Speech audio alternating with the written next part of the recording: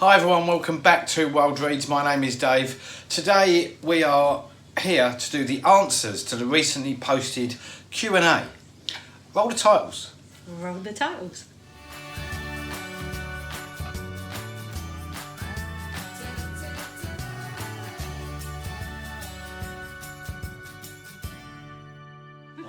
Hi everyone, welcome back. As I said in the introduction, this is the answers video to the recently posted Q&A.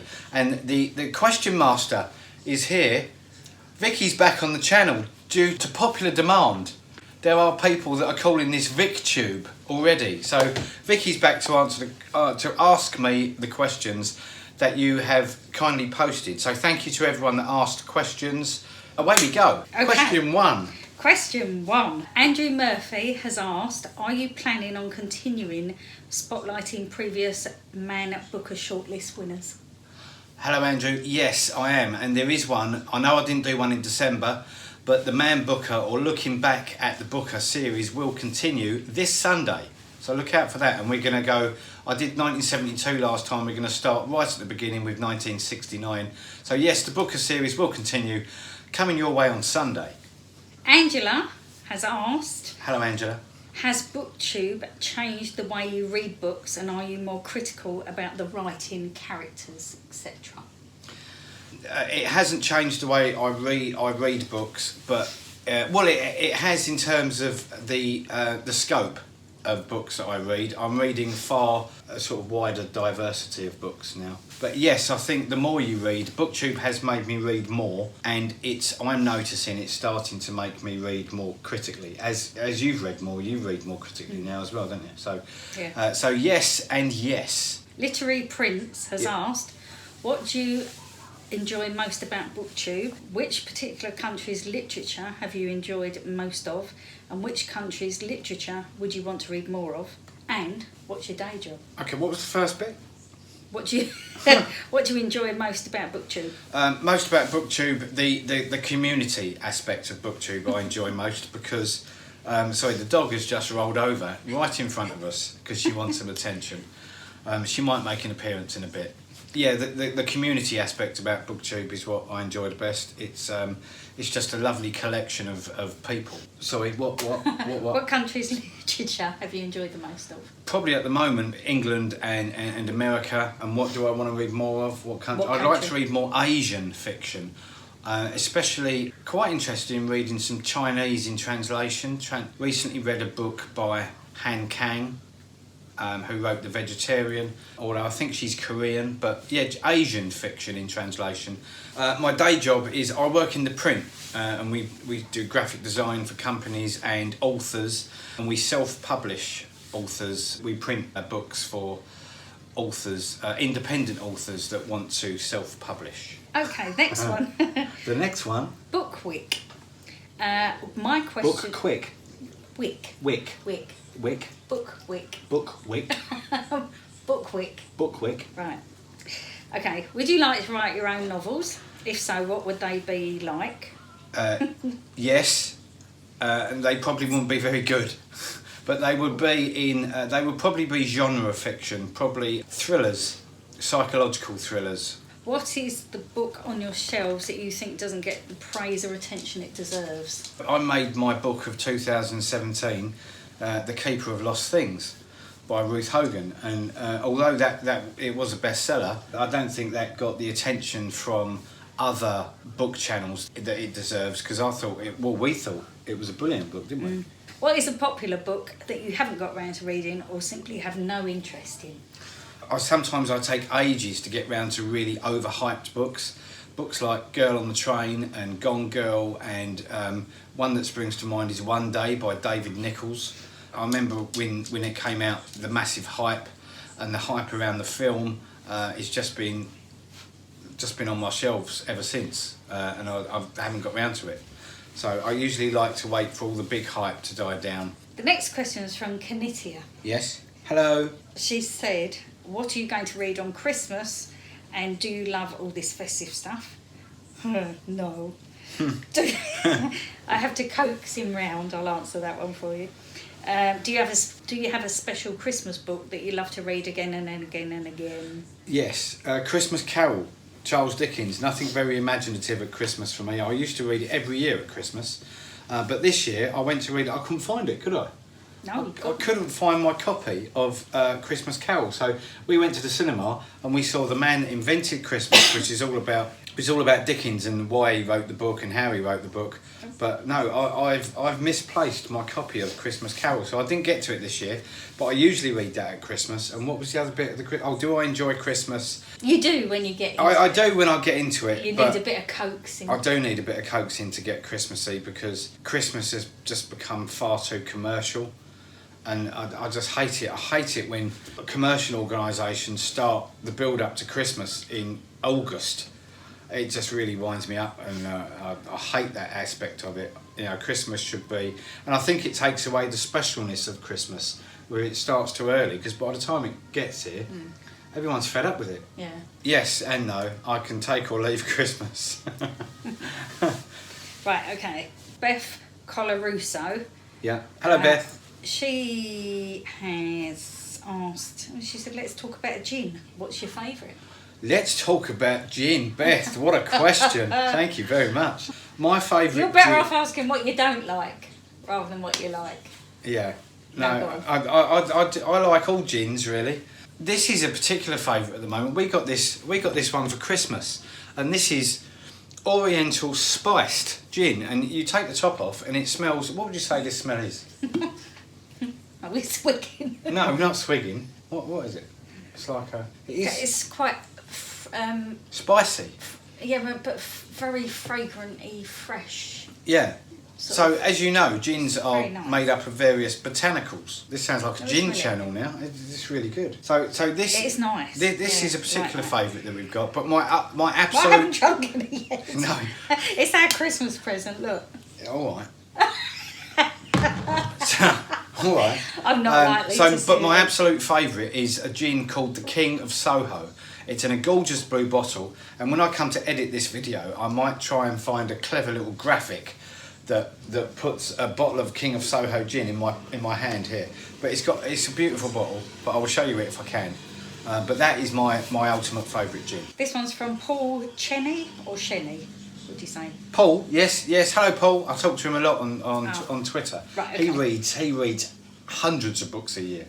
Right, okay. Yeah. What are your reading goals for 2018? 52 books is my Goodreads challenge, Paul. I tend to view my Goodreads challenge now as not a target, a minimum. So I've set a minimum. Thank you, Paul. 52. Book love. Yes. Right. Do you buy most of your books from a bookstore or online? If a bookstore, do you have a favourite shop? I buy most of my books. It's about half and half, really. Half online. I love the independent bookshop. So wherever we go, all the little towns that we go to regularly, I've got my favourite bookshop. So I've got Harbour Books in Whitstable. When we go up to Yorkshire, to Ripon, the little Ripon bookstore, beautiful bookshop. I've got my favourite bookstores in London. As you know, I buy a lot of charity shop books. But I would encourage people to use their local independent bookstore if you're lucky enough to have one. And you just joined the library? And I've just rejoined the library, yes, so I plan to use the library more this year as well. Support your local library and independent bookstore. And charity shop. And charity shops. Tanya Petrova. Yes. Hello, Tanya. Do you read in any other languages? Sadly not, no, just English. That was short and sweet. On to the next one. Right, Lee Thomas. Yes. Have you always been a reader?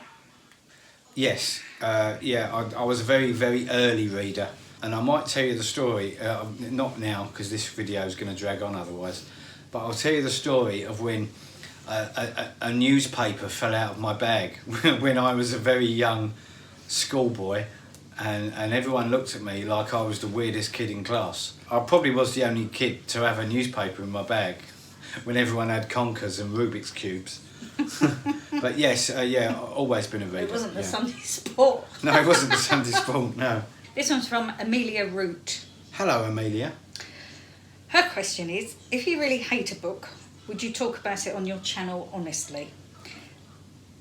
And did it already happen in your reading life so far that you couldn't get along with a novel, so you would never pick up this author again? So the first part, if I really didn't like a book, would I talk about it honestly? Yes, I would.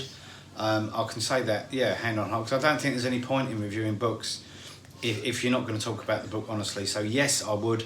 Luckily, there's not a lot of books that I really hate. There was a case recently where I read a Sally Vickers book, and the book was called Cousins, and I really didn't like it, and I was really disappointed because I'd heard really good things about Sally Vickers, and but no, it wouldn't stop me picking up another book from that author. Maybe after the second or third bad book from an author, you would probably think this author's really not for me.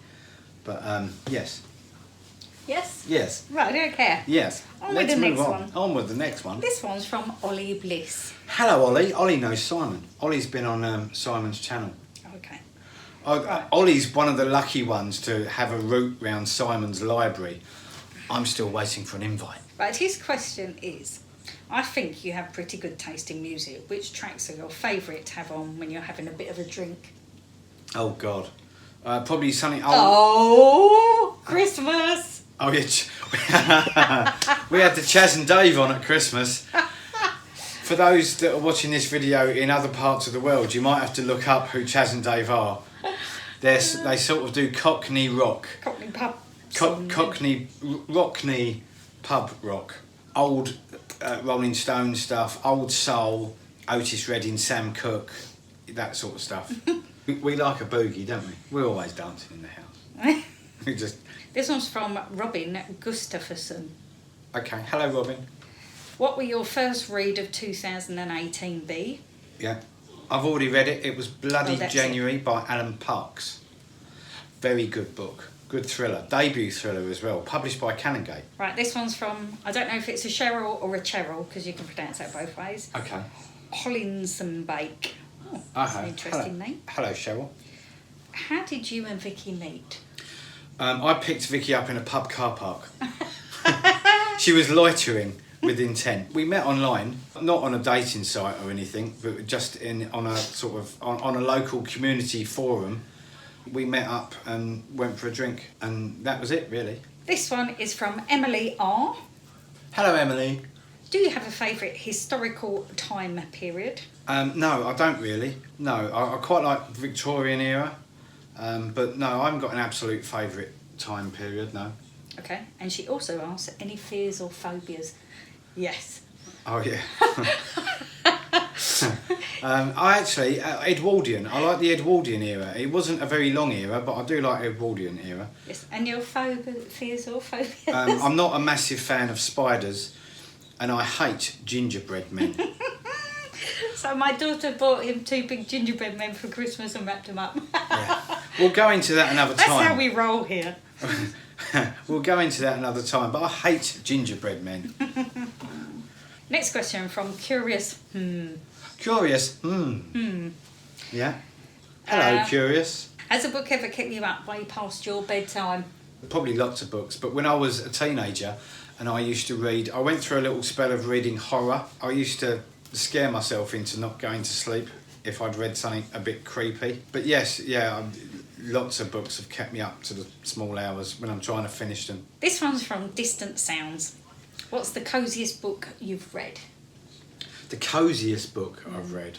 Keeper of Lost Things. I knew you were going to say that. Did you? Yeah. Ow. Keeper of Lost Things. Yeah, very that's cosy very book. cosy. This one's from Carl B.